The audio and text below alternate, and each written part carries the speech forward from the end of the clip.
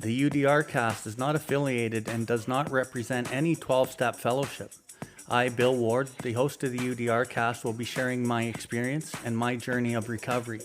That does include, but is not limited to, the literature contained in the Big Book of Alcoholics Anonymous and the 12 Steps. Our guests will be sharing their own path to recovery and what has worked for them.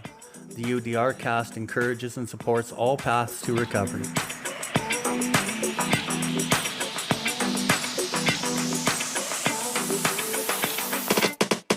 Welcome everybody to the UDRcast. UDR stands for Uncover, Discover, and Recover. My name is Bill Ward, and I'm coming to you from the recovery capital of Canada, Calgary, Alberta.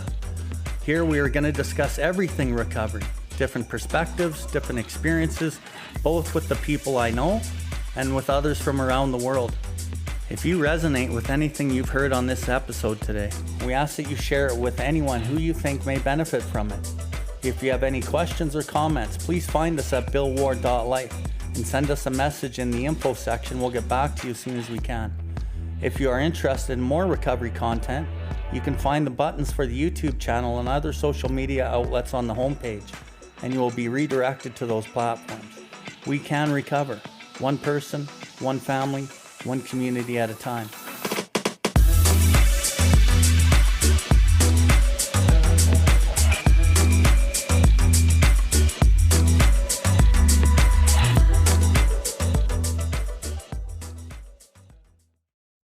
Chapter 789, page 89. And this is my favorite chapter, all-time favorite chapter to take a guy through and to read. That being said, is there anything you want to speak about before we bust into it? Anything to finish off step 11 you might want to touch on, or anything before we get into the 12 that you want to ask or touch on as we get into working with others, which is our final chapter? So Jesse said that this is his favorite chapter, his favorite process of working with other people. I've got to say that I don't think this is my favorite chapter, but I think it's one of the most important chapters.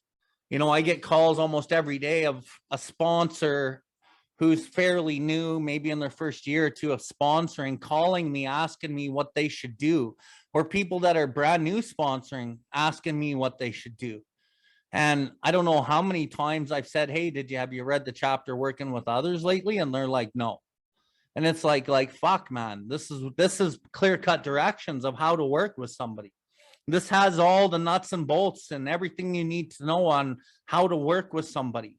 And if you had actually read this and then called me, then we can have a pretty good descriptive call on what you're dealing with, right? Because some of the nonsense that I hear of brand new people sponsoring and what they want to do, we're here to carry the message. We don't carry the alcoholic.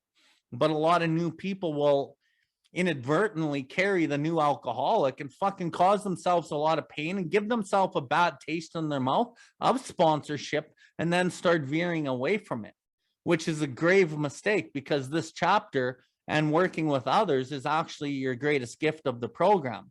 It actually produces the most healing of your defective character, allows you to get connected more with God, and it has every aspect of the program intertwined into the literature and the rest of the steps. So, you know, I do love this chapter and I do refer to it quite often. I don't read it probably as much as Jesse. Jesse does specific work with his guys. He will take them through the book one way, and then he takes them through the book only in Working with Others from a sponsorship point of view.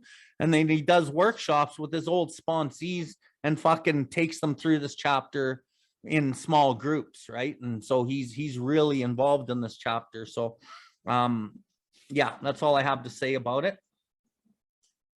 I mean, Bill did, you know, in what he's sharing about, he did explain some of the aspects of why it's my favorite chapter. It's my favorite chapter, especially from a sponsorship standpoint, because this is the chapter that pulls the veil, pulls the curtain back on everything that I've done with them up to this point. You know, why I've said certain things, why we've done certain things, why I've taken them through the book a certain way. This chapter is the clear do's and don'ts with sponsorship. What to say, what to do with the alcoholic that you're working with, and what not to say, and fucking what not to do. You know, that being said, out of all the chapters we have, obviously this book was written 1939. This is the chapter that shows this book's age the most. When this book was written, there was not a full fellowship. This was not a global program, right? This was essentially one state, one city, one county within a state by the time this was written, right? And so when we read this chapter, it is best to understand how it was written in 1939 and how we could fucking, apply that. A lot of the information you could still apply from a practical application standpoint, but understanding how it's written, understanding where it could be applied, 2022 is going to be the best way to understand and apply working with others throughout your sponsorship, but also throughout your fucking life. Like, I could use this in career. I could use this in other more, hobby type things that I have. I could use this in many other aspects of my life. It's not necessarily so much how to treat the alcoholic. It can be in many respects how to treat, the other person, the other human being that you're dealing with, communication standpoint, in whatever setting that may be in. So with that being said, let's bust into it. I think you want to do just the first page or what? All right. Chapter 7, working with others, page 89. Practical experience shows that nothing will so much ensure immunity from drinking as intensive work with other alcoholics. It works when other activities fail. This is our 12th suggestion. Carry this message to other alcoholics you can help and no one else can. You can secure their confidence when others fail. Remember, they are very ill. Life will take on new meaning. To watch people recover, to see them help others, to watch loneliness vanish, to see a fellowship grow up about you, to have a host of friends. This is an experience you must not miss. We know you will not want to miss it. Frequent contact with newcomers and with each other is the bright spot of our lives. Perhaps you're not acquainted with any drinkers who want to recover. You can easily find some by asking a few doctors, ministers, priests, or hospitals. They will be only too glad to assist you. Don't start off as an evangelist or reformer. Unfortunately, a lot of prejudice exists. You will be handicapped if you arouse it. Ministers and doctors are competent. You can learn much from them if you wish. But it happens that because of your own drinking experience, you could be uniquely useful to other alcoholics. So cooperate, never criticize. To be helpful is your only aim. When you discover a prospect for Alcoholics Anonymous, find out all you can about him. If he does not want to stop drinking, don't waste your time trying to persuade him. You may spoil a later opportunity. This advice is given for the family also. They should be patient, realizing they are dealing with a sick person. If there's any indication he wants to stop, have a good talk with the person most interested in him, usually his wife. Get an idea of his behavior, his problem, his background, seriousness of his condition, and his religious leanings. You will need this information to put yourself in his place to see how you would like him to approach you if the tables were turned. So going back to where Jesse started reading, nothing will so much ensure immunity from drinking as intensive work with other alcoholics. That statement alone should be enough to get people working with other alcoholics.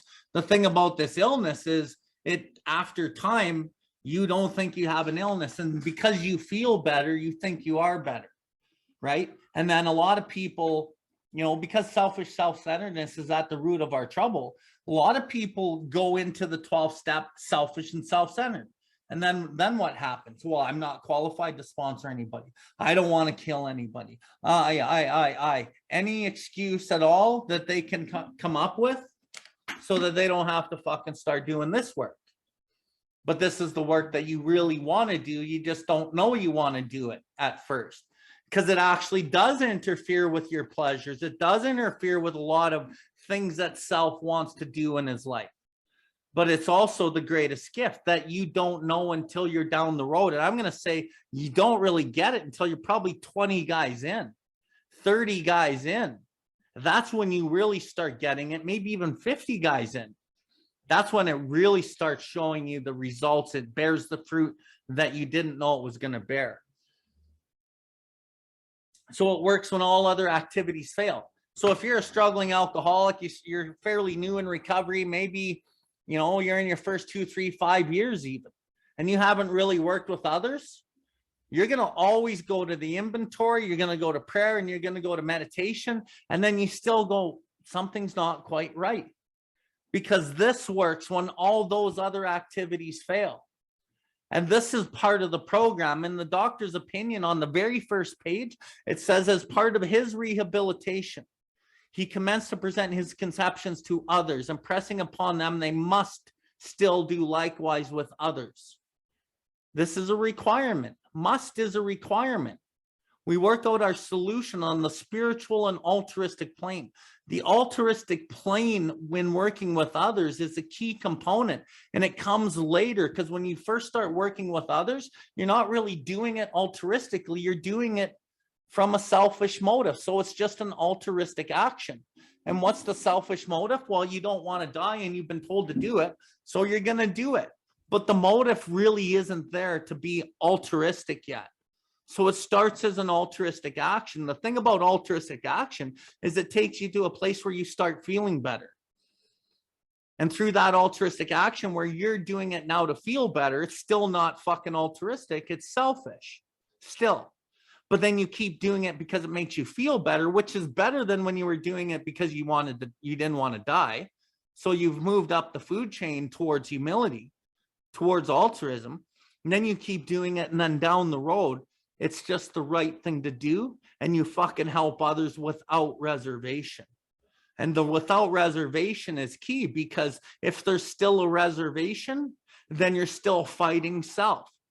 You're always wondering how this is going to affect me and my life and my plans and my little plans and designs. How is this affecting me?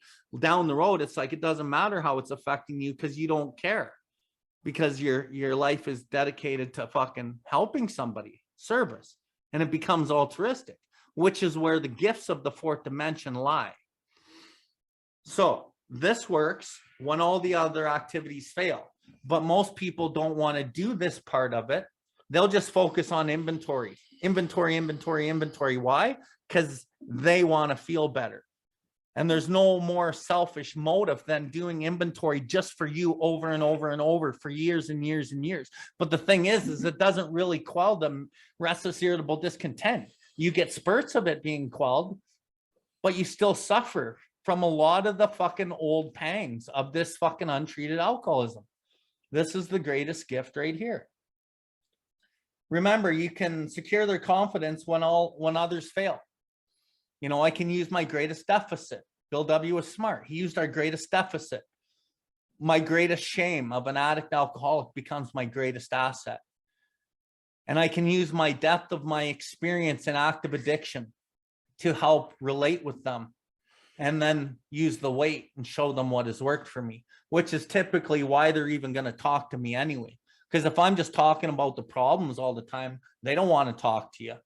They want to talk to you because you got something that they want, and they might not even really know what it is yet, but it's that little light that's burning in you. That's that hope. It's that fucking God dope that they're looking for, that they don't even really know yet. Remember, they are very ill. You should underline that, because as we go into the process of working with others, we think that these people are just normal. And then we start resenting them as they fuck with our time. We start resenting them as they fucking say stupid shit. We start resenting them as we watch what they're doing in their life. But we got to remember, they are very fucking ill. And it really hammers that home through this chapter. It says it a number of times. And remembering that, like I work with a lot of new sponsors who are sponsoring, and they call and they're fucking pissed off at the guys that they're working with. And a lot of guys are wasting their time and blah, blah, blah. And the list goes on and on. And I got to remind them, dude, You're working with a very ill person.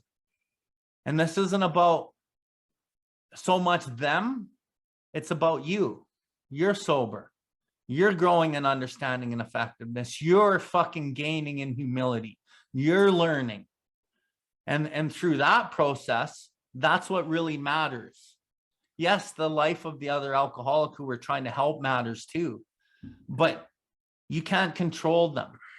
And you got to really realize that, which also builds detachment. You become unattached to people and you just start doing your job.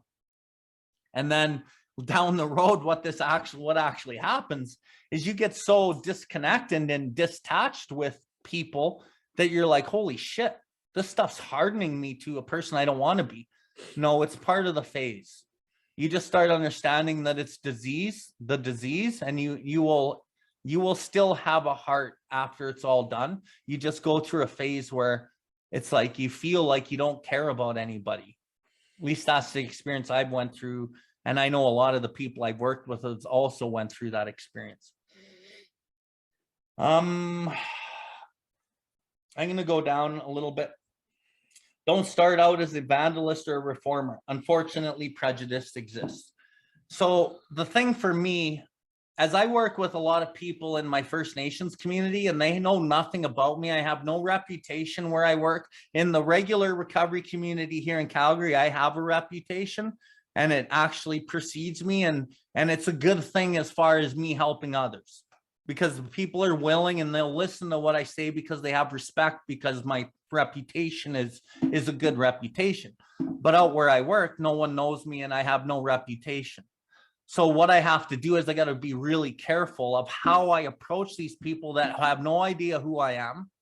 And I can't start out as an evangelist or a reformer, because I do prejudice them.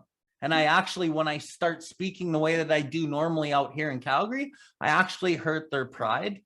And then they fucking push away and they just think I'm an asshole. And then they fucking don't want anything to do with me. So I have to really learn how to navigate all of this carefully in different parts of, my world or the world. Now, back to where I'm useful in my recovery community in Calgary. I can go a little bit more as an evangelist or a reformer in a sense. And I don't mean by the definition of that. I mean, I can speak the truth in a more convicted way because people are fucking listening, because they've given credence to my words and my reputation is good and my sponsorship results have been seen. So it works pretty well. And I use that as a tool to my advantage, not out of ego, usually, but out of a sincere desire to speak the truth and be helpful and help people fucking see the truth so that they can actually guide themselves in a good way. And I can help guide them in my own way. And it becomes a tool that I've aligned myself with the purpose, because there is part of my personality that I can align with the will of God to do my job as a spearhead.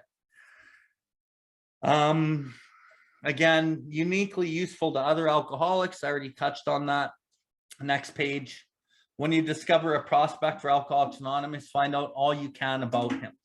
If he does not want to stop drinking, don't waste your time trying to persuade him. You may spoil a later opportunity. So a really good thing when you're sponsoring, when you're new, is you always try to find out all you can about him. And you might have to start out with just general conversation, and we'll talk about that later in this chapter. But just introducing yourself to new people, just saying hi. Maybe you say hi fucking 10 times before you even engage in any type of conversation. But just saying hi to these guys will really help you and help them.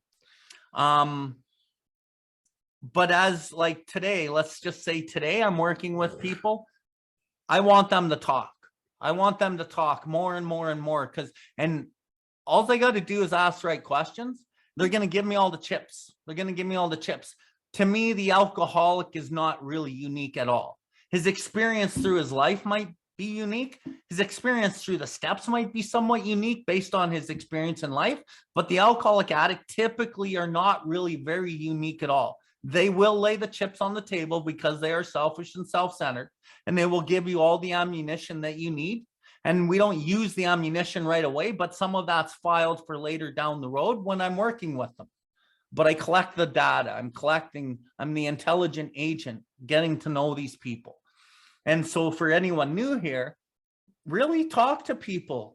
Talk to them about politics, talk to them about their family, like talk to them about their kids, talk to them about work, talk to them about all facets of life, and you'll gain a lot of data that will really be helpful and useful to you as you get to know them and you get them to the 5 process, you get them 12 stepped, and then you're really able to fucking help them once they're 12 stepped, because now you can start pointing out their defective character. If they're willing to follow their part and call you when they're supposed to, then you can fucking hammer that shit and go self, and show them, because that's what it takes to really start understanding self, right? Most people won't do those processes later in the steps, so they don't really get a good idea on what self is. Don't waste your time trying to persuade them, for sure. Don't waste your time. You may spoil a later opportunity, 100%. You just let these guys go at their own pace. And like Jesse always says, my number's always on. You just let them know that you're there when they need you. And because there's so much pride and sensitiveness and unreasoning prejudice early in these guys' recovery career, you're not going to be able to say much to some of them anyway. That's just the way that it goes, especially a lot of you new guys that don't have the reputation yet, but you're getting better. I can probably say more than you could to an individual just based on the reputation that I have, right? But for the new guys sponsoring, you got to cut your teeth, right? You got to fucking cut your teeth over time, and you're going to get fucked with a lot. But that's part of the due diligence of learning and growing and understanding and effectiveness, and not getting discouraged, and just keep going one after another after another. And eventually you'll find a prospect that wants to fucking do the work, and then it'll light you up, but maybe they jump off at step 8. But it doesn't matter. You keep fishing and you keep going. Again, they should be patient, realizing they are dealing with a sick person. Again, sick person. Quickly, a couple lines down, get an idea of his behavior, his problems, his background, seriousness of his condition. So just to reiterate, find out all you can get to know about him. His behaviors, his background. And talking with these guys, you'll always find stuff that you don't think you really need right at that moment, but it comes down the road. You'll use some of that information to be able to know him. This is by no means a comprehensive picture of the real alcoholic, as our behavior patterns vary, but this description should identify him roughly. You get to know the person and what he struggles with, what his defects are, and how you can be of best maximum service to this guy. That's it. Okay. So 89, top of the page. Practical experience shows nothing with so much ensure immunity from drinking as intensive work with other alcoholics. Bill already shared on that. Pretty fucking self-explanatory. Only thing I would say is, like, if I'm in a meeting and it's step 12 or working with others or sponsorship, guaranteed somebody's going to talk about this. This will be the only thing they can recite from the book. I just want to, this chapter, I just want to remind you that this is the first page, the first paragraph of this fucking chapter. This chapter goes from 89 all the way to $103, which is just to say there is much more information that we could derive from this chapter than that. And this does get explained. There is a little bit more mechanics, practical application that is chatted about in this chapter to bring that to life, to bring the sponsorship to life, to bring the immunity to life, to bring the intensive work with other alcoholics and what that looks like to life. So that's all I want to point out on that. Remember, they are very ill, bottom of the first paragraph. In the original manuscript, it says, remember, they are fatally ill, which is a world of difference on the sentence. This disease is not like stage 4 cancer. Although the ramifications and where it ends up can be very similar to that, the problem with both diseases is one is not masked in pride. Alcoholism, the alcoholic, that disease is fully masked in pride.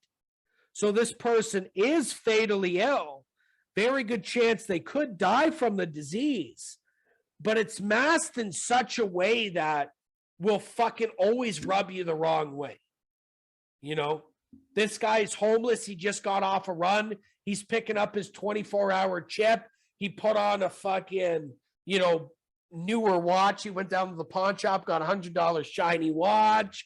We went to fucking Baby Gap. He's wearing a nice tight shirt. This guy will die of alcoholism. But what he's showing you is something that is completely opposite. He's trying to throw you off the fucking trail. And a guy like that, I zero in on. That's my guy, right? That's the guy.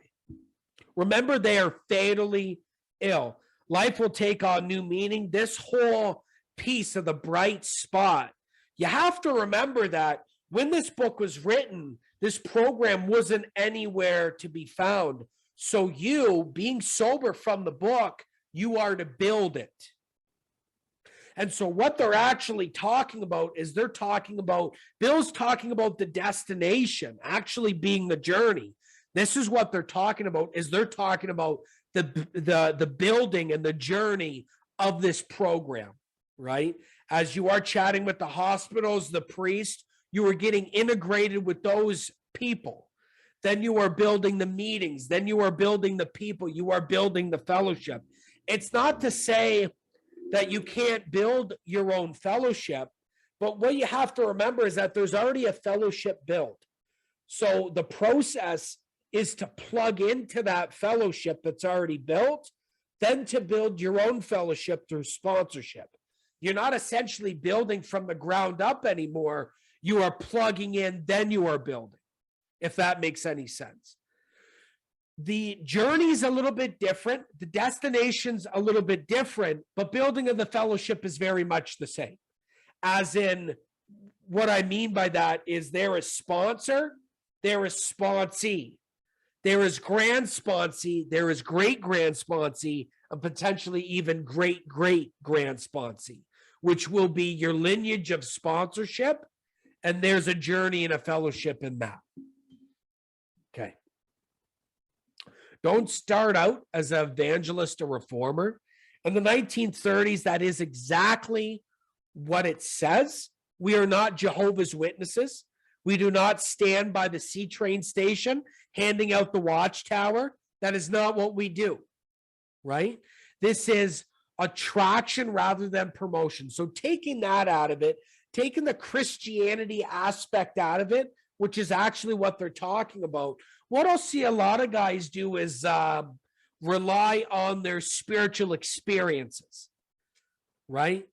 And they'll hit the spiritual aspect and turn people away from their spiritual experiences, whether that be throughout the steps or whether that be what brought them to this program in the first place. It was Maine and Hastings, 2 years ago. I died. I saw God. I was revived. God, the Spirit. And listen, that's all said and good in certain aspects of the 12 steps. But if we're hitting a guy from that point, the odds of us turning them off is very great. Now, the only exception to that is, Bill's talking about having a reputation in the rooms. More often than not, Bill's going to go to a room, I'm going to go to a room, and I'm going to share, right? And after I share in that room, after that, outside the meeting, I could say whatever the fuck I want, and I could be as ballsy as I want. So in this chapter, how this process works is when you approach a man, you approach an alcoholic, you are to sell him that you are an alcoholic. When I go to a room and I share, I've already sold you that I'm an alcoholic, right? So I could go into questions, ballsy questions. I could say ballsy things to these individuals one-on-one because I've already sold myself, right? You know what I'm all about, and I have that to stand on. When I don't share in a room, my balls are cut in half. I'm definitely not as forward. I'm definitely not as frank because I am behind the 8 ball. I am still to sell him that I am an alcoholic in that conversation. That is why it is of the utmost importance that if you are a new sponsor, you are trying to get sponsees, you are going to meetings that you are sharing in, or you are taking steps to share in that meeting. One of 2 things I do, and I've done since early recovery, I will always sit in the front, one of which is that I don't get sidetracked by what's going on in the meeting. I am front and center for the individual who's picking people. What I will do is if the meeting's going south, and I've been doing this for years, if the meeting's going south, if the individuals maybe has picked a couple, I like to call it duds, couple duds in a row, where it's changed the meeting dynamic now, where maybe we started off solution, this meeting's going right off course. I this is what I'll just say what I say. I fuck the chairperson, which means they're looking around. Who am I gonna pick? And I lock the fuck on. I lock the fuck on. Wherever you're going, I'm watching you. And my hand to Christ, I can't tell you how many times I've been asked to share. What's made me laugh the most, though, is having sponsees do that and having chair people come up. Just, I know, number one, that they're one of your sponsees. Number two, it's creeped the fuck out of me. Eh? Like, I do it a little bit tactful. I'm not, like that. But those 2 things, sitting in the front, I fucking the chairperson, because it is of the utmost importance that I share in that meeting. And it does not have to do with me and hearing Jesse talk or any of that kind of shit. It solely has to do with specifically the men in the room that need to hear that message, the specific message of alcoholism and the specific solution of alcoholism.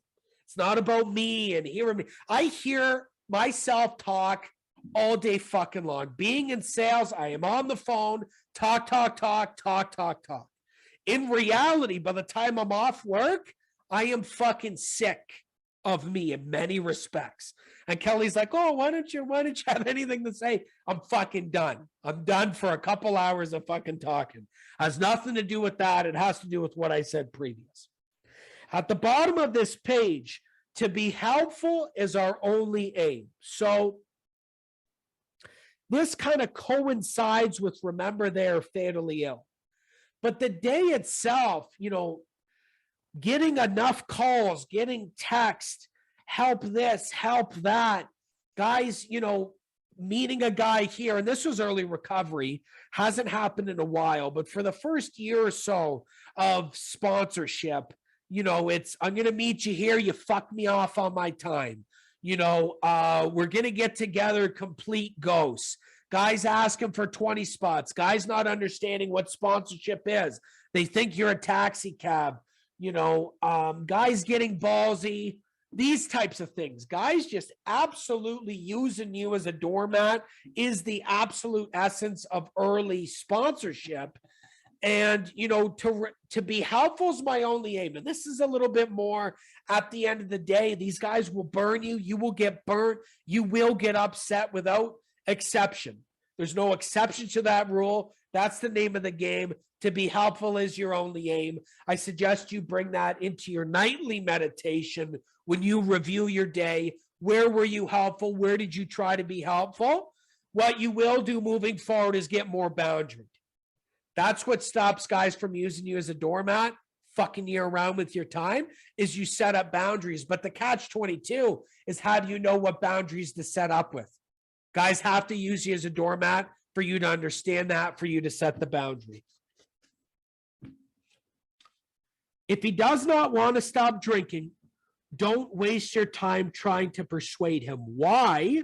You may spoil a later opportunity. We do not go to bar rooms and pull guys off of fucking bar stools. We do not go, hang out by the alpha houses in the detoxes, handing out AA pamphlets, any kind of nonsense, complete nonsense like that. We do not do that here.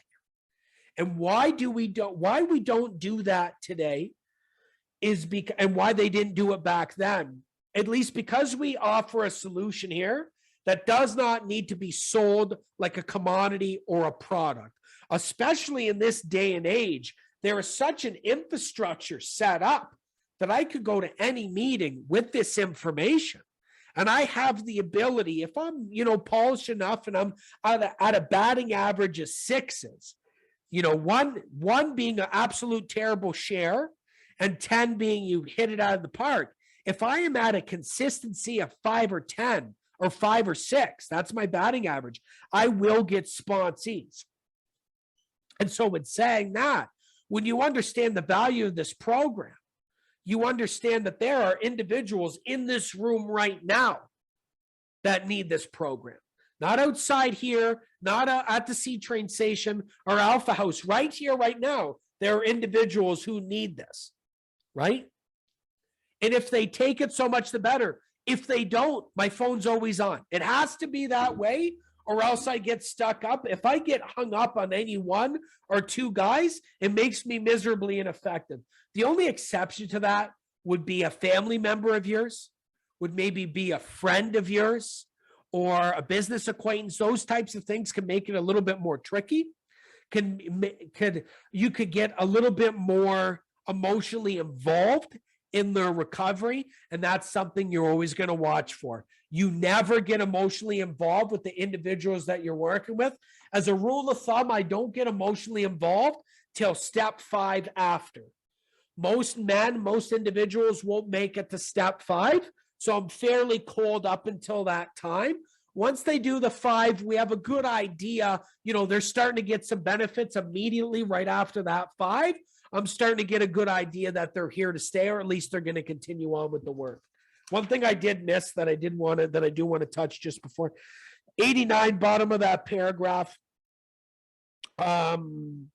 Because of your own drinking experience, you could be uniquely useful to other alcoholics. So yeah, sure. I drank, I got drunk off of hard liquor. You got drunk off of beer. You did crack cocaine. I did meth. Even if I did crack cocaine and you did crack cocaine, we could still be in 2 totally fucking different aspects. Let's say me being on the street smoking crack cocaine and you being, white collar, high finance smoking crack cocaine. 2 totally different fucking things. One thing that is not different, will never change, and has never changed, and where you could be uniquely useful to the next alcoholic or addict, is alcoholism, the restless irritable discontent, understanding that very, very heavily, being able to spot that in individuals, and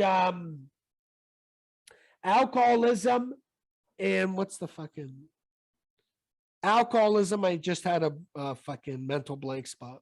But alcoholism, understanding alcoholism in its deepest form, not so much, and the feelings before the drink and after, before the drug or after. The feelings and alcoholism. That's what will enable you. Like if you never, let's say you never did heroin, you sponsor a guy with heroin. How can you sponsor him? You sponsor him from alcoholism, the restless irritable discontent, and the thoughts and feelings before and after the substance. That can transcend whatever substance you're dealing with, whether it be gambling, whether it be sex addiction, alcohol, you name it. You have the ability to sponsor anybody. And it takes you from, let's say, only sponsoring meth heads to sponsoring anybody. And it bores open your maximal usefulness to this program and other programs like it. Okay, and I just want to end on this. Get an idea of his behavior, problems, background, seriousness of his condition, religious leanings. So you got to remember that when this book's written, it is you are to build the fellowship. It's not built. So how do you do so? You get in touch with a couple of doctors, priests, hospitals, right? You call a hospital, you talk to Nurse Ratchet, you say, is there any alcoholics? Is there anybody I can help? She says, yes, Mr. Johnson just came in, you know, you might be able to help in. Okay, well, can I talk to Mrs. Johnson? And this is kind of, it's that type of situation that brings us to the information here. You chat with the person most interested in him, usually his wife. You were talking to Mrs. Johnson. You were asking her these questions. So you're dealing with the middleman. That's not always the case, but that did happen often. That still can happen today. Not so much by the process that I've described, but you know, you can meet a man through his family through Facebook. Let's say it's your aunt's friend, her son, right? Or your mother's friend, you know, her husband, for example, right? This is how you can meet people today through the family. Generally, you're dealing with the individual. It's direct. It's at the source. These are the questions you're asking him. It's going to be pretty difficult to get some answer to these questions if you don't share. When we in that room, get an idea of his behaviors. Ideally, you're looking for the behaviors in the room, right? So typically how I'm drawn to men in the room will be solely through meditation. It will be inspirational thought or decision. When I am meditating, and out of the meditating, I look around. I solely focus on, I am in that meeting for the alcoholic men in that room. Nothing fucking shy of that. Very rarely do I talk to women in the room, not only because I'm a recovered sex addict, but because I go there solely with one purpose and one purpose only. If it's shy of that purpose, I'm not at that meeting. So when saying that, in between the meditations that I'm doing, I am looking for the men. I am looking for very clear signs of alcoholism. I am looking for this guy burning a hole in the floor. Everybody laughing. He's not laughing. He's gotten up 3 fucking times throughout this meeting and looks like his leg's going to shake off. These are, I know that that's full-blown alcoholism. These are the things that I'm looking for. That's the man that I'm talking to. Not necessarily talking to the guy who gets up and get a 24-hour chip, unless it's full-blown alcoholism that I see, then maybe. But for the most part, if he gets up and gets a chip, he's already put a cross on his back. If there is crosshairs on his back, if there's other individuals that sponsor, they could deal with him. I'm going to deal with the guy who got here fucking late and who is leaving fucking early. That's my guy. The guy who doesn't laugh, who doesn't fucking share, who potentially blows his brains out tonight. The guy who goes to this meeting so unfucking comfortable that he has to go late and he has to leave early. That's the guy. That's my boy. That's the guy that I'm going to sort out. And you'll find if you clue into this, nobody talks to this guy. Very few people talk to this guy. Is that it? Okay, so that's his behaviors in the room, his problems, background, seriousness of his condition. You have to understand that these people are selfish, self-centered. You start asking them some questions about themselves, generally they have no problem talking about themselves. In fact, they're gratified. They couldn't be happier that somebody's asking them about them, and they generally will have no problem telling them all you need to know about them. That's all I have to share. I think we've gone over a tad bit in time. Is there any questions on that quickly? I want to add something. So, like, I know we got some newer sponsors on here. Talked about like cutting your teeth in the processes of being a doormat is how you put it. I know for me, it took me at least 15 to 20 guys just to even get a system, just to get any type of a forward system. The first 10 guys, I didn't even know what was going on. Maybe the first 15 or 20 guys, I had, not much direction on how to really structure what I was doing with these guys, what readings to give them, how they weren't going to fuck with my time, what boundaries that I need to set. That took at least 15 to 20 guys. Once I had about 30 to 40 guys, I had a really good system. I had some things locked in place, and I was able to move confidently as a sponsor through the rest of my sponsorship career. But it took probably 30 to 40 guys to really get a decent system. Once I get the 30 or 40 guys, now I start learning about the different types of the traits and the the passive aggressive passive guys, and navigating different aspects of their personalities that makes me more effective moving down the road. But so asking Jesse, what's your experience with what it took you to figure out your own systems and 10, 20, 30, 40, 50 guys in? Well, I didn't even know what the fuck I was talking about. I had no idea. It was actually through sponsorship and continuously sponsoring guys that I was able to put a lot of the pieces of the book together. And so from the point of me and Bill going through the literature together, we don't go through the literature anymore. How we've built a relationship from after getting out of the literature and then our own sponsorship is like, something will be revealed to me out of my early sponsorship and I'll bring it up with Bill, right? Does this make sense? Is this fucking nonsense? Is this what you're seeing? That type of stuff. So I'd probably say the first maybe 20 guys solid. And that's not 20 guys fully through. No, that's like with my own sponsees, they'll say, oh, Jess, handed out a couple numbers. Oh, so how many guys you got? Oh, I got, 5 guys have handed out 5 numbers. I said, so you got no fucking guys. You know what I mean? Handing out numbers is not even goddamn close to what the fuck we're talking about. So putting that aside, a guy said he's going to meet with you. You're going to go through the book. Maybe you make it to 3, right? Maybe you make it to 2. That's what we're talking about. Typically, the first 10, 15 guys, you don't even get past 4, right?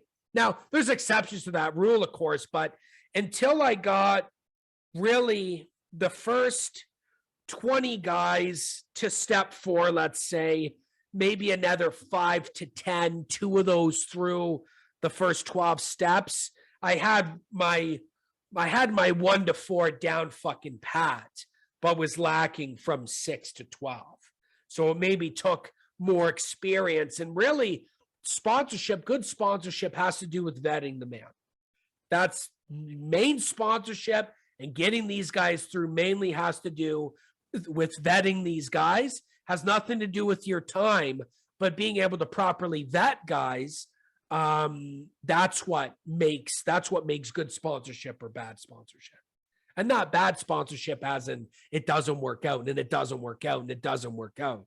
Instead of wasting your time on those guys and displacing energy you might not have, you are only displacing it on the guys that are showing the willingness, right? You don't have to call them. They call you. They don't fucking complain. They're right there. Jess, where do you want me to meet you? I'll take the fucking bus. These types of guys. The types of guys, when I boot them out of my car, they're holding on to the fucking bumper because they don't know what they're going to do now. They don't know how they're going to move on from this fucking hour to next, right? Those are the guys we're talking about. But I would say in the numbers that I just said, typically, but fuck, who cares about even talking about this now? We got a whole chapter to really bust into it. So with that, going to end it. Hold on. We got a question. How and from where we get sponsees if we don't have information about meetings? Well, I mean, in this day and age, sponsorship has changed. I mean, you could solely do digital sponsorship today. 100%. Like, that wasn't a fucking thing. I had heard about guys doing Zoom meetings, but they predominantly were working out of town or were working outside of the country. There's only one guy I knew that did meetings like we're doing now. I mean, this has been so streamlined that people know what to do. They know how to do it. You could do DMs, like you could do private messages. You could give people your number. Today, maybe there was excuses 6 years ago, 5 years ago with real sponsorship one-on-one. There's absolutely no excuses today. You don't even have to go into in-person meetings. You could do solely digital meetings. That's it. Okay. We are going to shut it down with the Serenity Prayer. Thank you for tuning in to the UDRcast. We hope you have enjoyed this episode. The viewpoints and the opinions expressed today were solely of the individual sharing them. If you resonated with this episode, please follow us and share this link with anyone that may benefit from it. Please visit us at Billwardlife to see everything that we have going on. We can recover, one person, one family, one community at a time.